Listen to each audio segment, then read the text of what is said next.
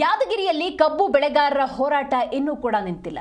ಬೆಂಬಲ ಬೆಲೆಗಾಗಿ ತಾವು ಕೇಳಿದಂತ 3500 ರೂಪಾಯಿಗಾಗಿಯೇ ನಡೀತಾ ಇರುವಂತಹ ಹೋರಾಟ. ಹೌದು, ಕಬ್ಬಿಗೆ 3500 ರೂಪಾಯಿ ಬೆಲೆಗಾಗಿ ರೈತರ ಹೋರಾತ್ರಿ ಧರಣಿ. ನಾಗರಹಳ್ಳಿ ಉಗಾರ ಶುಗರ್ಸ್ ಮುಂಭಾಗ ನಡೀತಾ ಇದೆ ಪ್ರತಿಭಟನೆ. ಕಲಬುರಗಿ ಯಾದಗಿರಿ ಜಿಲ್ಲಾ ರೈತರು ಮಾಡ್ತಿರುವಂತಹ ಪ್ರತಿಭಟನೆ ಇದು. ಕಬ್ಬಿಗೆ 3500 ರೂಪಾಯಿ ಎಫ್ಆರ್ಪಿ ನಿಗದಿ ಮಾಡುವಂತೆ ಆಗ್ರಹ ಮುಂದುವರೆದಿದೆ. ಸರ್ಕಾರದ ವಿರುದ್ಧ ಘೋಷಣೆ ಕೂಗಿ ತಮ್ಮ ಆಕ್ರೋಶವನ್ನು ಹೊರಹಾಕ್ತಾ ಇದ್ದಾರೆ ರೈತರು.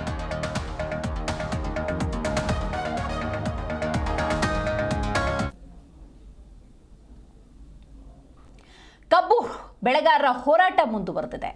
3500 ರೂಪಾಯಿಯನ್ನ ನಿಗದಿ ಮಾಡಲೇಬೇಕು ಅಂತ ಹೇಳಿ ಧರಣಿಗೆ ಮುಂದಾಗಿದ್ದಾರೆ. ಈ ನಿಟ್ಟಿನಲ್ಲಿ ಆ ರೈತರ ಜೊತೆ ನಮ್ಮ ಪ್ರತಿನಿಧಿ ವೀರೇಶ್ ರೆಡ್ಡಿ ಮಾತಾಡಿದ್ದಾರೆ. ಬನ್ನಿ ನೋಡೋಣ.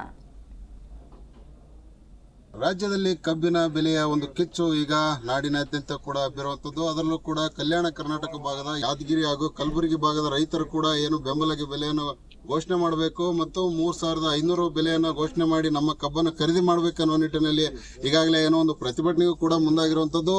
ಏನು ಕಲಬುರಗಿಯ ಒಂದು ಉಗಾರ್ ಶುಗರ್ಸ್ ಮುಂದೆ ಈಗ ಅಪಾರ ಪ್ರಮಾಣದ ರೈತರು ಕೂಡ ಜಮಾವಣೆಗೊಂಡು ಈಗ ಏನು ಬೆಂಬಲ ಬೆಲೆಗಾಗಿ ಈಗ ಏನೋ ಒಂದು ಪ್ರತಿಭಟನೆಗೂ ಕೂಡ ಮುಂದಾಗಿರುವಂತದ್ದು. ಈಗಾಗಲೇ ಏನೊಂದು ರೈತ ಮುಖಂಡರಾದಂತಹ ಹೋರಾಟಗಾರರು ಕೂಡ ಈಗ ನಮ್ಮ ಜೊತೆ ಇರುವಂತದ್ದು. ಅಂದ್ರೆ ಪ್ರತಿಭಟನೆಯಲ್ಲಿ ರೈತ ಏನು ಮುಖಂಡರಾದಂತಹ ಮಹಾದೇವಿ ಮಠ್ ಅವರು ಈಗ ನಮ್ಮ ಜೊತೆ ಇರುವಂತದ್ದು. ಅಂದ್ರೆ ಯಾವ ರೀತಿಯಾಗಿ ಹೋರಾಟವನ್ನು ಹಮ್ಮಿಕೊಂಡಿದ್ದಾರೆ? ಪ್ರೆಸ್ ಮೀಟ್ ನಲ್ಲಿ ನೋಡಿದ್ವಿ ಸಿದ್ದರಾಮಯ್ಯನವರು, ನಾವು ನಿರ್ಧಾರಗಳನ್ನ ನಾವು ತಿಳಿಸ್ತೀವಿ, ನಿಮಗೆ 3500 ರೂಪಾಯಿ ನಿಮಗೆ ದರ ನಿಗದಿ ಮಾಡುವಲ್ಲಿ ನಾವು ಸತತ ಪ್ರಯತ್ನವನ್ನ ಮಾಡ್ತೀವಿ ಅಂತ ಹೇಳಿದ್ರು. ನಾವು ಇದುವರೆಗೂ ಕೂಡ ಅವ್ರನ್ನ ಕಾಯ್ತಾನೆ ಇದೀವಿ. ಮೀಟಿಂಗ್ ಮುಗಿತೋ ಏನೋ ರೇಟ್ ಬಂತೇನಂತೇಳಿ ಇನ್ನೂ ಕೂಡ ಆ ನಿರ್ಧಾರ ತಗೊಳ್ಳುವಲ್ಲಿ ಸರ್ಕಾರ ವಿಳಂಬ ಮಾಡ್ತಾ ಇದೆ.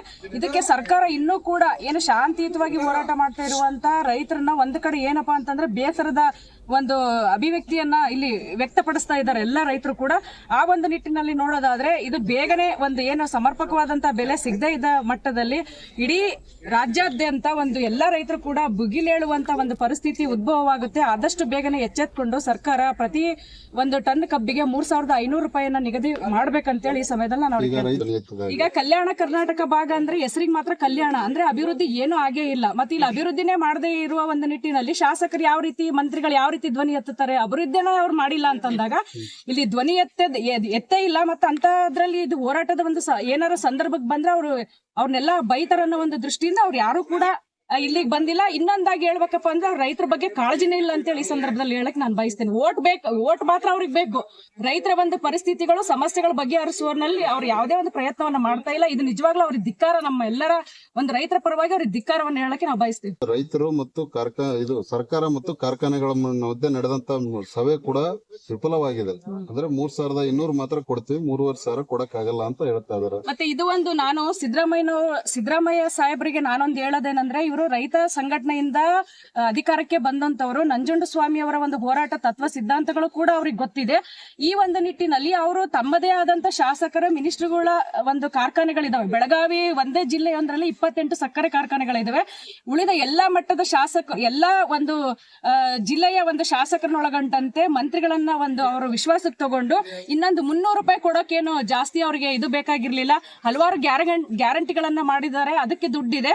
ಇದು ಇನ್ನೊಂದು 300 ರೂಪಾಯಿ ರೈತರಿಗೆ ಹಾಕೊಟ್ರೆ ಯಾವುದೇ ಒಂದು ಅವರಿಗೆ ಸಮಸ್ಯೆ ಆಗೋದಿಲ್ಲ. ಈ ನಿಟ್ಟಿನಲ್ಲಿ ಅವ್ರು ಶ್ರಮ ವಹಿಸಬೇಕಂತ ನಾನು ಕೇಳ್ತಾ ಇದ್ದೀನಿ. ಅಂದ್ರೆ ಸರ್ಕಾರ ಇನ್ನೂ ರೈತರ ಬಗ್ಗೆ ಗಮನ ವಹಿಸಿಲ್ಲ ಅಂತ ನಾವು. ಹೌದು, ಸರ್ಕಾರ ಇನ್ನೂ ಕೂಡ ಗಮನ ಹರಿಸೇ ಇಲ್ಲ. ಯಾಕಪ್ಪ ಅಂತಂದ್ರೆ ಸತತವಾಗಿ 10 ದಿನಗಳ ಹೋರಾಟ ಮಾಡ್ತಾ ಇದ್ರು ಕೂಡ ಇನ್ನೂ ಒಂದು ಗಟ್ಟಿಯಾದಂತ ಒಂದು ನಿಲುವು, ಗಟ್ಟಿಯಾದ ಒಂದು ತೀರ್ಮಾನವನ್ನು ಅವ್ರಿಗೆ ತಗೊಳಕ್ಕೆ ಒಂದು ಇದು ಇಲ್ಲ. ಅಂದ್ರೆ ಅವ್ರಿಗೆ ಅಸಮರ್ಥರ ಅಂತ ಹೇಳಕ್ಕೆ ನಾನು ಬಯಸ್ತೇನೆ.